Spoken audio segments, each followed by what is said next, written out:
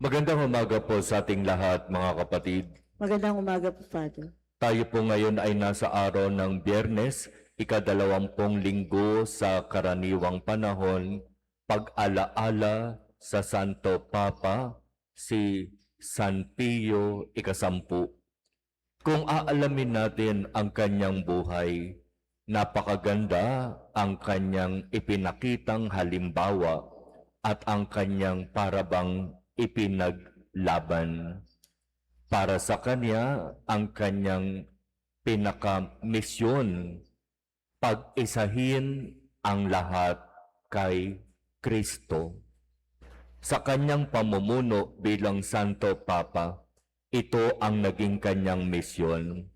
At sinikap niya na ang lahat ay tunay na mapag-isa kay Kristo. At kung babalikan natin ang ating ebanghelyo ngayon, di ba iyan naman talaga ang gustong mangyari ng ating Panginoon? At magsisimula ang lahat sa pag-ibig, sa pagmamahal sa kawan ng Diyos, hindi pang sarili at pang sariling interes lamang ang dapat pahalagahan. Bilang pinuno ng simbahan, ipinakita ng ating Panginoon kay Pedro kung ano ang pinakamahalaga. Ibigin mo ang aking mga tupa. Pangalagaan mo ang aking mga tupa. Pakanin mo ang aking mga tupa.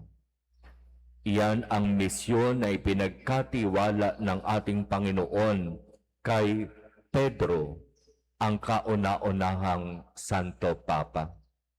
Kaya naman si San Pio ika-10 ay tunay na nagsabuhay ng misyon na ito na ipinagkatiwala kay Pedro at sa lahat ng mga itinalaga para mamuno sa simbahan. At ito nawang kanyang misyon, pag-isahin ang lahat kay Kristo ay makamit at maranasan natin. Simulan natin sa ating mga sarili, sa ating pamilya, sa ating komunidad, sa ating parokya. Magkaisa nawa tayong lahat patungo kay Kristo.